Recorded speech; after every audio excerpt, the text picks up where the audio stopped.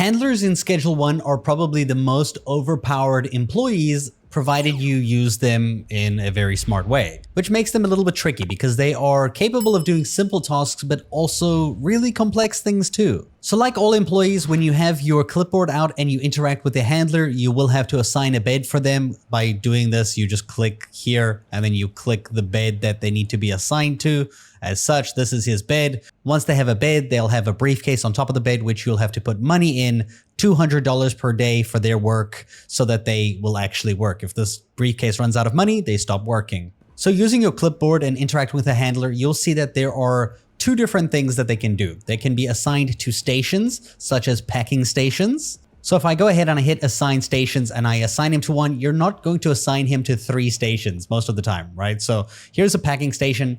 I want him to pack stuff in the packing station, let's say. Now, even though that the handler is assigned to the station, they will only use the station once all the tools are at the station. So once there are bags or jars and a product to package. This is where the powerful part of a handler comes in, right? So if I go ahead and I interact with our handler here, you'll see there's routes over here. So like pathways that they can follow. So you click add new, you can have about 5 of these. And essentially you're going to tell them to take from this place and deliver it to this place. So let's go ahead and take from here. So I'll select a place that he should take from. So let's say he'll take this product over here and he's going to deliver it to the packing station. And then we'll add a new route where he will go ahead and he'll take from the bags or like the jars. So he'll take from here and then he'll go ahead and deliver it to the packing station. Don't forget, with your packing station, you can also use the clipboard to assign where the product is delivered to after it's done. So you'll set it to a place where they'll deliver the products, the final products in their packaging, which is over here in my case. Now, this is a very simple task. And you can see here, if I go ahead and I put money in his bed, he will just go ahead and grab products and keep packaging them just like that. So watch him go like this. We're going to pay him. He's going to come inside here just like so. We're going to watch him and he will go ahead. He'll grab the product from the shelf just like this. He's then going to put it on the packing station. He'll then go ahead and grab jars from the next one that he was targeted to, and he'll put it over here. And because he works at the station, he will begin packing the bags with the product like such. So that is a very simple way to use a handler. Now let me show you a much more advanced way of using handlers. This might be something that you can pull ideas from to run your own business, right? So I have a bit of a cooking farm going on over here with 3 chemists. And I have a lot of stuff that I want automated by the handlers. Now, the first thing you should know is for chemistry stations, in this case, you're going to have at least one of each of these items already in here. Otherwise, it's going to create a problem later on. Now, for handlers, when they grab from a storage place, they normally just grab everything and shove it into wherever has enough space. So in a chemistry station where you want one of each unique product, you have to fill these in first and then supply them on a storage shelf so that there's all 3 types, so that as the product over here gets used like one at a time, the handler will come and grab the necessary ingredients and fill it up. That way they won't just stack this full of one product. This does, however, mean that you need to constantly make sure this storage shelf is filled with all 3 ingredients. Now, understanding that, I'm going to show you how I set up the handlers. So I'm going to grab my clipboard. We're going to speak with this handler over here. And I'm going to assign him to 0 stations. His job is to be moving things around. I don't want him stopped at a station or anything. So we're going to add a route to him. So we're going to go from here, which is going to be this shelf over here. He's going to grab product from here and he's going to deliver it to this chemistry station right there. Right? Then we're going to add a new route. He's going to grab still from this shelf over here with those products and he's going to deliver it to this chemistry station over here. Then we're going to add a new route.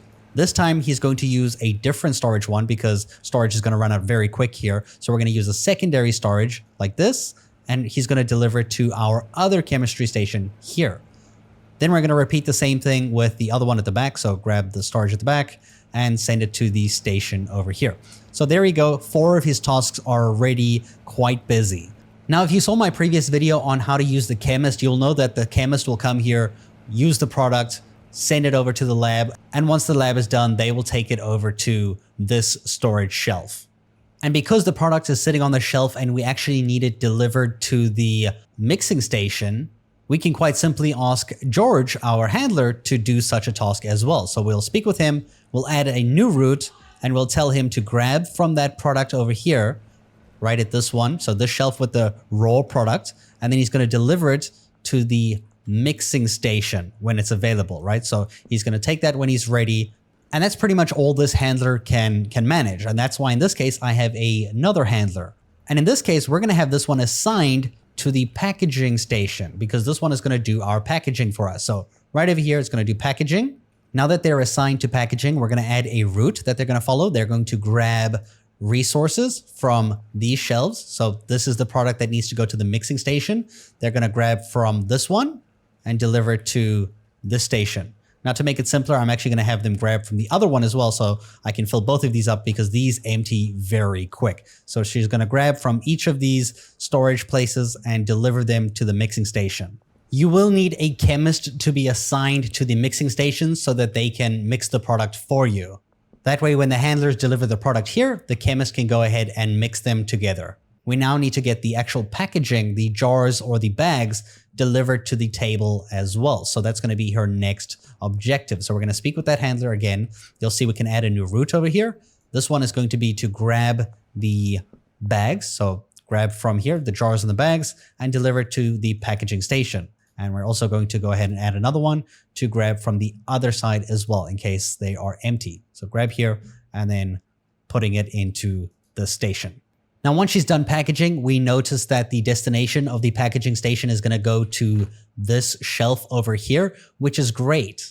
But we can actually make this quite interesting by using both of these two shelves as our storage place by going ahead and speaking with the handler, adding a new route to take from this location, which is going to be our destination, basically. She's going to take from the one on the left here, and she's going to deliver it to the one on the right. That way, as new product is delivered into this shelf, she'll move it into here. That means both of these shelves can fill up with product if there is an excess amount of product made, if it gets full too quickly. And now that the handlers are assigned accordingly, I'm going to go put money in their bags and I'm going to show you how they work. So let's put some money in their bags, let them get paid for their work, and they're going to go ahead and do their thing. So you're going to see they're going to come inside. This dude is going to pack all the chemistry benches to make sure that they have the resources that they need. And she is going to go ahead and fill up the mixing station with what is required and also fill up the packaging station with bags. She'll also stack product on this shelf to the other one so that we have two places to fill up on. The chemist will then come in, collect the product, and deliver it to the place that it needs to go on top of the packaging station, just like this. Then the chemist will go on and do their own thing or start mixing the next batch while a handler comes in to do the packing as such. Once the handler is done packing, they will go ahead and store it in the place that it needs to be stored in, just like this. And that's everything you need to know about handlers. There's a lot of experimenting you probably need to do to find out which is the best way you can get use out of them. But I hope you guys enjoyed this video and thanks for watching.